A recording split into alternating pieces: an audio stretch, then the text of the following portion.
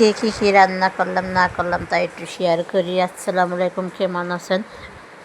আলহামদুলিল্লাহ ভালো আছি। আমাদের এখানে বাইরে প্রচুর বৃষ্টি হইতেছে, তার মাঝখানে আমি ভয়েস দিতেছি। এদিকে দেখেন আমি একটু নাস্তা করলাম এখন বিকালবেলা, যেহেতু কাঁঠাল দেওয়া গেছে।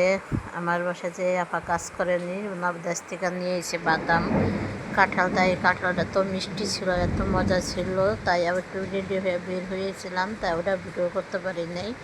আর এদিকে দেখেন কিছু বাদাম মেয়ে বলতেছে আম্মু একটু বাদাম ভেজে দাও। আমার মেয়ে ভাজা আমি অনেক পছন্দ করি বাদাম ভাজা। পরে আমি একটু ঝাড়া দিয়ে নিলাম। আমার যে ছোট্ট একটা কুলো আছে দেখেন কত সুন্দর। পরে যে মাটির ছিল যখন বেছে নিলাম, ডলা দিয়ে বাদামটা ভেজে নিব। আর বাদাম ভাজাটা এত মজা ছিল বলার মতো না। দেখেন বাদামগুলো দেখা যায় ছোট, কিন্তু ভিতরে অনেক পুষ্ট বাদামগুলো। বাদাম ভর্তাও মজা লাগে। একদিন আমি ভর্তা করছি, ওইটা পুরোপুরি দেখাইতে নাই, আমি আরেকদিন ভর্তা দেখাবো। আর যে খুদের ভাত বা ভাতের সাথে বাদাম ভর্তা অনেক মজা লাগে, আর খাইয়া নিলাম। পরে আবার এখানে রাত্রে রান্না বাড়া করতেছি। আর বাদামের সাথে আমি এনেকে খাওয়া দাওয়ার পরে চা দিয়ে একটু বিস্কিট দিয়ে খাইছি। এমনি যেহেতু তো 2 বেলা চা না খেলে ভালো লাগে না। আর এদিকে রাত্রে রান্নার জন্য আমি ডিম ভেজে আলুটা রান্না করবো, তাই এক চুলে আলু দিয়ে তো ময় মশলা সব কিছু দিয়ে বসাই দিয়েছি। আর পাশের চুলে আমি ডিম ভেজে দিতেছি। এখানে আমি 2টা করে ডিম ভাজি করছি, আগে 2টা ভেজে নিলাম। পরে আবার এখানে একটু কাঁচামরিচ দিয়ে দিলাম, দিয়ে কাঁচামরিচ এভাবে ডিমের সাথে ভাজি করলে দেখেন পুরো হয়ে যায়, ভালোই লাগে, গ্রাম হয়। আর এদিকে আমার মেয়ে যেহেতু আমাকে আলু দিয়ে ডিম ভাজা খাইতে চাইল না, আমরা মরিচ পেঁয়াজ দিয়ে একটা ভাজা দেয়। আমার মেয়ের জন্য শুকনো মরিচ এভাবে দিয়ে পেঁয়াজ দিয়ে ডিম ভাজি করলে আপনাদের ভাইয়া আমি অনেক পছন্দ করে। পরে আমার মেয়ের এভাবে একটা ভাজা দিলাম। কিছু করার না, যে যেরকম আবদার করে এরকমই করতে হয়।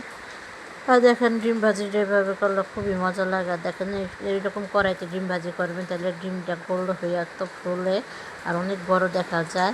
ওই যে চা বিস্কুট খেয়েছিলাম, তাই এটা রান্নার পরে আমরা ওয়েট করছি। আর দেখেন চা দিয়ে বিস্কুটটা এসে বিস্কুট দিয়ে চা খাইতে খুবই মজা লাগে, তাই আমার এই বিস্কুট দিয়ে খাইছি, টোস্ট দিয়ে খাইনি, খুবই মজা লাগছে। আর বিকালের নাস্তা ভালোই হয়ে গেছে। এখন রাত্রের জন্য যেহেতু রান্না বাড়া করলাম, এদিকে আবার ওপরে দিন যেহেতু রান্না বাড়া করতেই হবে, কী রান্না করবো, তাই আমার মেয়ে বলতেছে আমাকে ভুড়ি রান্না করে দাও। পরে আবার একটু কোরবানির বটার আমরা খাওয়া দাওয়া করি না, যেহেতু আমি একটা গরু দিয়েছি, আমার বোনের বাসায় দিয়েছি, আমার বোনের বড় একটা গরু কোরবানি দিয়েছে। পরে এনে 2টা গরুর বাটা একসাথে করে মিক্স করে পরে আমরা বেচা আমি আবার নিয়েছি অল্প করে। তাই এইভাবে আমি ভালোভাবে হাতে মাইখে ভুড়িটা বসাই দিব, যেহেতু বুড়িটা রাঁধতে সময় লাগে, 2-3 ঘন্টা সময় লাগবে। তারপরে আমি আস্তে আস্তে রান্না করছি, খুবই মজা হয়েছিল।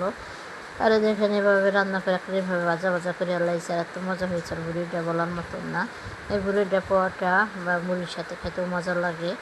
আর হয়েছে এনে ভাজি করবো আর মুরগি রান্না করবো, যে ছেলে আবার তো খাবে না, বাট ছেলে গরুর মাংস খাইতে চায় না, যেহেতু যতক্ষণ বুড়ি রাঁধছে তখন ছেলে মনে হয় নাক ধরে রাখছে। আর এদিকে আমি আমার কিছু সবজি ছিল, ওটা দিয়ে আমি একটু ভাজি করে নিব। আর দেখেন কেমন হলো, ভালো লাগলো লাইক কমেন্ট